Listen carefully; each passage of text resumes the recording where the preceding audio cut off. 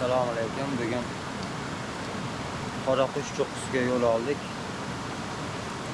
Qizilcha soy orqali.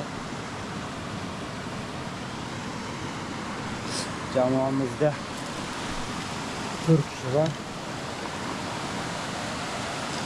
Hozir 2400 metr balandlikda.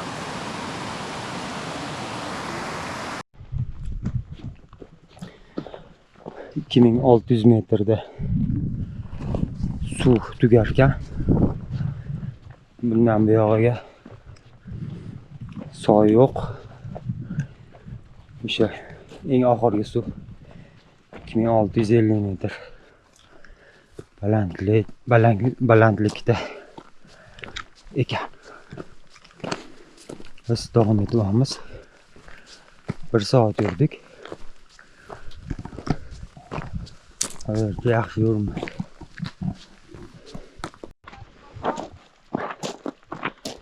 ...3000 metrdan balandda cho'ponlarning chaylasi bor ekan.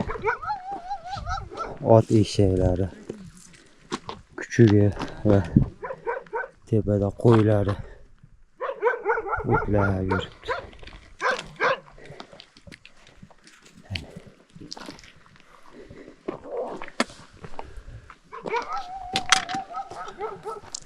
Bizdan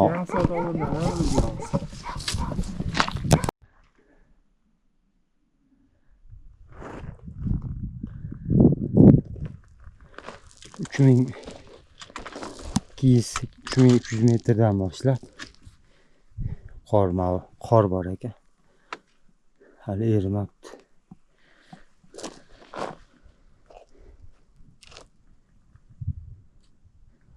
O uzoqda vodiyning yo'li ko'rinib turibdi. Tunnel ham ko'rinib turibdi, tunnel.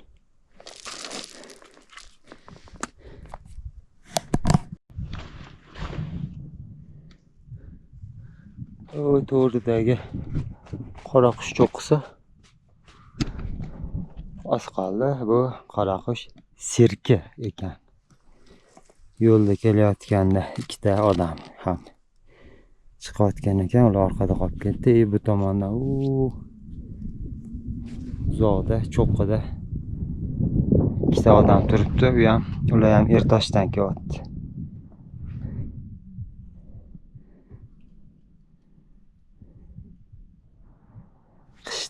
Qishdami, xullas qor yoqqanda men tepasidan o'tish iloji bo'lmas ekan.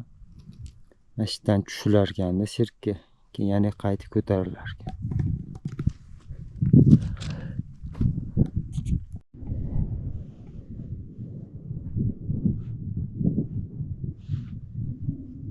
Qolganlar chiqishyapti. Yetib keldik. Qoraqush cho'qqisi 3864 metr.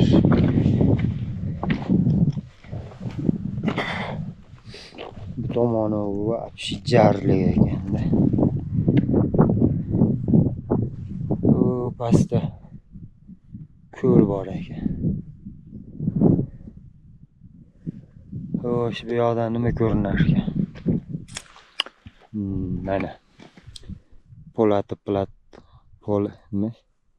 Plato Po'latxon, Охотничий BC, Qizilnura, mana Babaytag. Xo'p. Shu tomonlar menimcha Arashan bo'lishi kerak. Shunaqa.